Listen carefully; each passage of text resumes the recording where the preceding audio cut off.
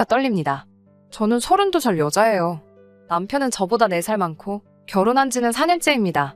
결혼할 때 시가에서 2억 정도 들여서 집을 해줬어요. 남편이 결혼 전에 모아둔 돈 일부까지 포함된 돈이었고요. 집을 알아보는 동안 의견 차이가 있어서 결혼하고 나서 반년 정도는 월세방을 구해서 살림을 시작했습니다. 경기도권 신축으로 들어가 살자는 걸 제가 재개발 노리고 구축 아파트에 들어가자고 해서 결국에는 제 말대로 구축 아파트로 들어갔는데 재개발은 안 됐지만 아파트 값이 그때 대비해서 지금 2배나 뛰었습니다. 집값 오른 거 가지고 생색은 엄청 내요. 시댁도 시댁이지만 남편이 자기 덕분에 우리가 앞으로 10년은 모아야 할 돈이 한 번에 들어온 거 아니겠냐며 엄청 난리부르스예요. 집값 오른 거 당연히 좋은 일이지만 가계부 관리하는 저로서는 사실 와닿지도 않아요. 이 집이 2배 올랐다고 해서 다른 집이 안 오른 것도 아니고 더 늦기 전에 아이도 가져야 하는데 13평짜리 방 한 칸 비좁아 터진 아파트에 살면서 아이를 어떻게 키우냐는 생각도 듭니다. 이사를 생각 안 해본 건 아니지만 말한 대로 다른 집도 올라서 선택권이 넓은 것도 아니고 그래서 그냥 기억 없이 재건축만 기다리고 있네요. 시어머니는 그냥 집이 좁으면 어떠냐고 듣기 전에 아이를 먼저 가지라고 하는데 제가 육아 때문에 직장을 그만두면 그만큼 수입도 줄어들어서 가게도 어떻게 될지 확신도 안 서고요. 또 이사를 가고 싶어도 재건축이 언제 될지도 모르니 섣불리 나섰다가 지금 집값 2배 정도 뛴 거 가지고도 저렇게 노래를 부르는데 행여나 재건축돼서 집값이 또 뜨게 되면 어떤 원망을 들을까봐 말도 못 꺼내고 있어요.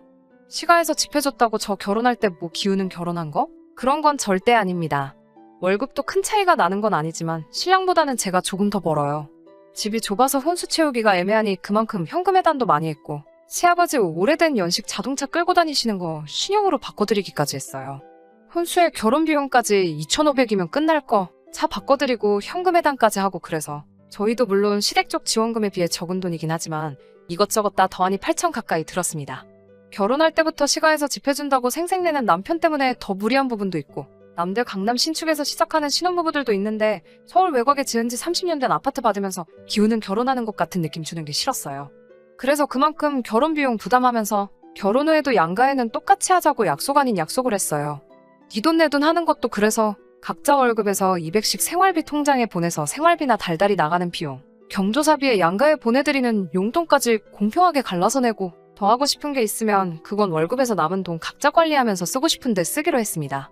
양가에 똑같이 하자는 약속은 당연히 지켜질 거라고 생각은 하지 않았지만 적어도 노력은 할 줄 알았는데 제 우산이었습니다. 전반적으로는 잘 지켜지는 것 같았지만 사소한 것들이 항상 문제였어요. 예를 들자면 제가 시댁에서 일하는 만큼 남편은 처가에서 널브러져서 편하게 있는 것 같은 거요. 그런 사소한 것까지 꺼내자니 제가 너무 졸렬한 사람이 되는 것 같기도 하고 궁두고 대충대충 하기는 하지만 명절날 친정에 가면 설거지라도 하려고 하거나 청소기 돌리는 정도는 도와줬기 때문에 그냥 참았습니다. 저는 결혼하고 처음 몇 달 동안은 시댁에 못해도 일주일에 한 번씩은 안부 전화 드리고 했어요. 그런데 어느 날 친정아버지랑 통화하고 있는데 우리 사위도 잘 지내지? 하고 물어보시더라고요. 저는 남편이 당연히 알아서 안부 전화 정도는 드리고 있는 줄 알았는데 결혼하고 몇 달이 지난 상황인데도 단 한 번도 먼저 연락한 적이 없다고 하시더라고요. 어이가 없었지만 그것도 그냥 넘어갔습니다. 대신에 저도 그날 이후로 시댁에 안부 전화를 한 통도 하지 않았어요. 어느 날 남편이 시어머니 연락을 받았는지 저한테 와서 묻더라고요. 왜 요즘에 우리 집에 안부 전화 안 드리느냐고요. 당당하게 안 한다고 대답했더니 이유도 묻지 않고 저를 가르치려 들었어요. 자식이 결혼했는데 어떻게 지내는지 궁금해하시지 않겠냐고 자식된 도리로 전화를 드려야 한다고 하는 거예요. 여태 나 혼자만 시댁에 전화 드린 건 생각도 하지 않고 씨부리는 게 너무 화가 나서 괜히 시비가 걸고 싶어지더라고요. 그래서 신랑에게 왜 자기 집에 내가 전화를 드려야 해? 라고 못 알아들은 척 물어봤어요. 자식된 도리 어쩌고 하면서 방금 했던 말을 그대로 재방송을 하더라고요. 그래서 대본에 저도 나는 우리 부모님 자식이 아니라서 오빠가 전화 안 드리는 거였어? 라고 되물었어요. 그 말에 신랑이 인상을 있는 대로 찌푸리면서 장모님께는 제가 전화드리면 되지 않느냐고 하더라고요. 지가 전화 못하는 건 아직 어색해서 조금 불편해서 그런다고 하면서요. 그래서 저도 시어머니하고 전화하는 거 어색하고 불편하다고 무슨 말 하는지 다 이해한다고 말하고 앞으로는 저는 친정에, 신랑은 시가에 각자 부모님께 알아서 안부 전화드리면 되겠다고 빈정대면서 이야기했어요. 그때 처음으로 남편이 본심을 말했습니다. 어떻게 부부가 똑같이 하냐고. 네가 하는 게 같은 여자끼리고 더 살가우니까 더 좋아하실 거 아니냐고 하더군요. 그걸로 한참을 네가 하네 내가 하네 싸우다가 신랑도 고집부리고 결국 결론이 안 날 것 같아서 그냥 앞으로 전화는 각자 부모님께 알아서 하는 걸로 이걸로 다시 이야기하지 않기로 확실하게 못 받고 마무리 지었습니다. 그렇다고 진짜로 아예 안 한 건 아니에요. 처음처럼 매주 연락드리는 건 아니지만 가끔씩 안부도 묻고 하고 있어요. 최소한의 도리라고 생각하거든요. 남편은 그 뒤로도, 아니, 아예 결혼하고 단 한 번을 우리 부모님께 먼저 연락드린 적은 없지만 퇴근하고 같이 있을 때 한 번씩 전화 바꿔주고 하니 그냥 그걸로 하고 있다는 셈 치고 위안 삼으려고 했어요. 아무튼 사건은 최근에 벌어지게 됩니다. 제가 회사 생활 5년간 하면서 한 달에 5만 원씩 따로 적금을 들어놓은 게 있어요. 어머니 환갑 때 지중해로 크루즈 여행 한번 보내드리려고요. 그 적금이 만기가 돼서 잠깐 예금 통장에 들어왔어요. 이자 조금 해서 돈이 어느 정도 목돈이 되어 있더라고요. 어머니 환갑까지는 몇 년이 더 남았으니 새로 적금 가입하고 요즘 시국도 시국이고 지중해 크루즈 여행이 생각보다 비용이 비싸서 몇 년 더 모아야겠더군요. 그런데 남편이 통장 조회를 했는지 이 돈이 뭐냐고 물어보더라고요. 엄마 환갑 때 두 분 크루즈 여행 보내드리려고 모아둔 거라고 결혼 전부터 모으고 있던 돈이라고 말해줬어요. 그랬더니 우리 부모님은 어쩌고? 이러고 있더라고요. 시어머니랑 저희 어머니랑 동갑이시거든요. 그래서 그거야 오빠가 따로 부모님 환갑 때 하려고 준비한 거 있을 거 아니냐고. 그걸로 보내드려야지 했지요. 그랬더니 자기는 따로 모은 게 없다고. 이 집 살 때 전 재산 다 쓴 거라고 하더라고요. 아직 양가 어머님 환갑까지는 시간이 있으니까 그럼 지금부터라도 모아서 어디 가까운 일본 료칸 여행이라도 보내드리면 되지 않겠냐고 했어요. 그랬더니 대번에 니네 엄마는 크루즈 여행 보내고 우리 엄마는 온천으로 때우려고 하는 거냐며 성질을 박박 내며 뭐라고 하네요. 어이가 없어서 나는 이거 결혼 전부터 계속 모으고 있던 거라고. 내가 우리 엄마 아빠 보내주려고 모은 걸 왜 나누냐고. 시부모님 여행 보내드리고 싶으면 지금부터라도 열심히 모으라고 했어요. 그랬더니 대번에 결혼 전이래봐야 1년밖에 더 되냐고. 결혼하고 나서도 모아왔으니 그건 엄연한 횡령이라고 하면서 입에 거품을 물면서 발악을 하더군요. 억지 좀 부리지 말라고. 각자 생활비 통장에 돈 넣고 남은 돈 관리하기로 하지 않았느냐고. 내가 이만큼 모을 동안 오빠가 못 모은 게 오빠 잘못이지 그게 내 잘못이냐고 한바탕 싸웠어요.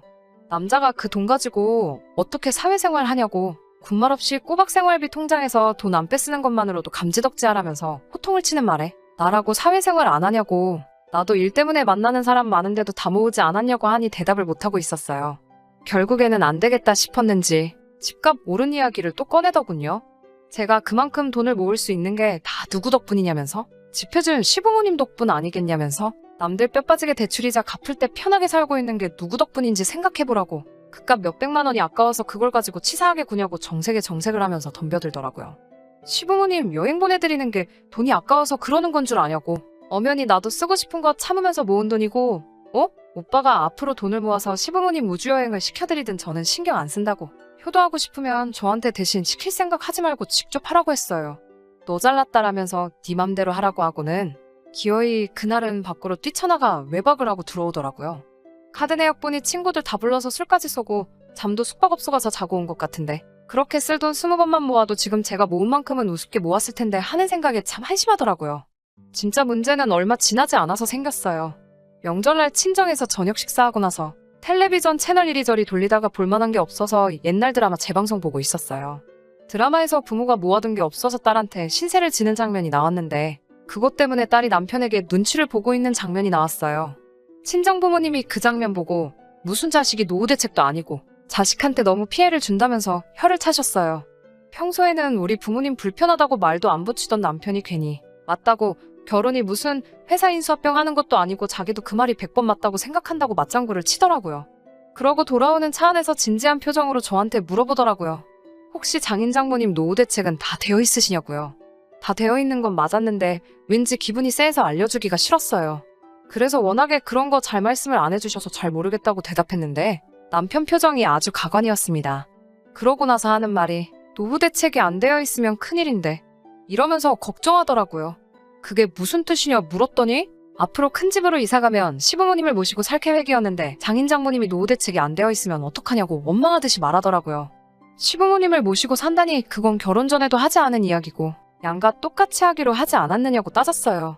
나도 맞이인데 노후 준비가 돼 있으신다고 한들 어디 아프시기라도 하면 그게 시부모님이든 친정부모님이든 자식들이 모셔야 되는 게 도리이지 않느냐고 했더니 또 정색을 하면서 집값 오른 이야기를 또 꺼내더군요. 우리 부모님이 집 해주지 않았냐고 친정에서는 해준 게 없지 않냐면서 당연히 집값을 내준 만큼 노후 준비를 못하신 게 맞으니 시부모는 우리가 모시고 사는 게 맞다는 논리를 펼치더라고요. 친정에서 비교적 적게 한 건 맞지만 친정부모님 노후 준비는 이미 제가 시집 가기 전에 다 끝난 상태였어요. 남편은 말도 안 되는 소리 하지 말라며 그게 결혼 전부터 준비된 건지 아닌지 자기가 어떻게 믿냐고. 남편하고 집에 오는 차 안에서 시부모님을 모시네 만해가지고 한바탕 하다가 결국 남편이 그럴 거면 갈라서 자면서 이혼 이야기를 먼저 꺼내더라고요. 단기간 결혼을 한 경우에 재산 분할이 각자 해온 것을 회수하는 식으로 진행되는 걸 알고나 있냐고. 이혼당하기 싫으면 자기한테 잘하라는 듯이 이야기를 하더군요. 혼수면 시아버지 바꿔드린 차를 가져온다고 해도 감가상각이 적용되기 때문에 제가 손해볼 거라는 걸 알고 이혼하자는 말에 겁먹을까봐 꺼낸 말 같았어요. 그런데 매번 이런 식으로 대화가 오고 갈 때마다 집값 오른 걸 가지고 생색내는 것도 짜증나고 더 이상 견디기 힘들어서 저도 같이 이참에 아예 갈라서자고 했습니다. 나중에 후회하지 말라고 호통을 치는 모습을 보니 아주 역겹더라고요. 얼마 뒤에 이혼 전문 변호사를 찾아갔는데 제 경우에는 남편이 알고 있던 사실하고는 조금 다르더라고요. 제가 핸드폰도 신혼살림 차리기 전부터 쓰던 걸 아직도 사용하고 있던지라 남편과 결혼 준비하면서 주고받던 대화 내용이 그대로 저장되어 있었어요. 그때 경기도권 신축하자고 우기던 남편과 재건축 예정인 구축을 구하자고 저와 의견 다툼을 하던 대화 내용도 그대로 저장되어 있어서 변호사님이 그걸 보더니 혼인 중에 부부가 협력하여 이룩한 재산이 있는 경우에는 재산 분할을 청구할 수 있다는 말을 해주더라고요. 그때부터 남편 얼굴이 사색이 돼가지고 이혼은 그냥 해본 소리라고 자기가 잘못 생각했다며 다시 잘 해보자는데 이미 오만정이 다 떨어져서 남편이 원하는 대로 이혼해주려고요. 그때 그 울상이 된 표정만 생각해도 속이 아주 꼬셔 죽겠어요. 그런데 그걸로는 만족이 안 되네요. 이혼 서류 어디다가 숨겨놨냐고. 도장 여기다가 두고 갈 테니까 나 퇴근하기 전까지 찍어놓으라고 했는데 이젠 제 도장까지 숨겨버렸어요. 하지만 결국 남편과는 이혼할 계획입니다. 그동안 가지를 않아서 휴가도 쌓인 게 많으니 친정부모님하고 그 돈으로 세계 일주나 다녀와야겠어요. 제 사연은 여기까지 하고 이만 마치도록 하겠습니다.